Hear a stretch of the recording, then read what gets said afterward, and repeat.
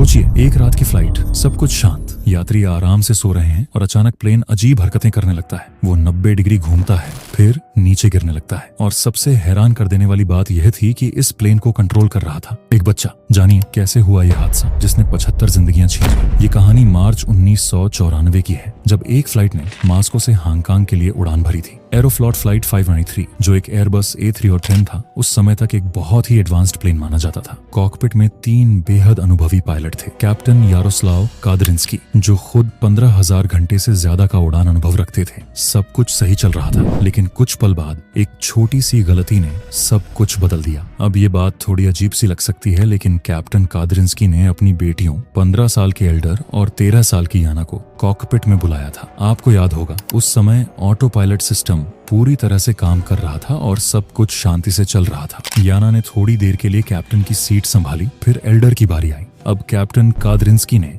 एक बेहद छोटी सी बात की। उन्होंने एल्डर से कंट्रोल व्हील घुमाने को कहा। वह इतना ही कर सका, लेकिन यह उतना आसान नहीं था। जैसे ही एल्डर ने कंट्रोल व्हील घुमाया, ऑटो पायलट सिस्टम का एक हिस्सा बंद हो गया। कोई भी इसे नोटिस नहीं कर सका। कुछ ही समय बाद प्लेन की स्थिति असामान्य होने लगी। पहले बाईं तरफ झुका, फिर धीरे धीरे 45 डिग्री तक झुकने लगा। प्लेन के अंदर अचानक अलार्म बजने लगे और पायलट्स समझ ही नहीं पा रहे थे कि क्या हो रहा है। अब प्लेन 500 मील प्रति घंटे की रफ्तार से नीचे गिरने लगा था। जी फोर्स इतनी थी कि पायलट्स को नियंत्रण तक पहुंचने में मुश्किल हो रही। सब कुछ इतनी तेजी से घट रहा था कि कोई भी सही तरीके से प्रतिक्रिया नहीं कर पा रहा था। पायलट्स की कोशिशें काम नहीं आ रही थी और प्लेन की गति लगातार बढ़ती जा रही थी। अब कैप्टन कादरिंस्की ने अपनी सीट संभाली और पूरी कोशिश की कि प्लेन को काबू किया जा सके, लेकिन बहुत देर हो चुकी थी। 12:58 के आसपास प्लेन सर्बेरियन पहाड़ियों से टकरा गया। उस समय की रफ्तार इतनी तेज थी कि कुछ भी नहीं किया जा सकता था। उस दिन 75 लोग अपनी जान गंवा बैठे। ये हादसा सिर्फ एक गलती नहीं थी, बल्कि यह उन पायलट्स की असमर्थता, ऑटो पायलट सिस्टम की खामियों और विमान के डिजाइन में मौजूद कुछ खामियों का नतीजा था। तो क्या यह हादसा रोका जा सकता था?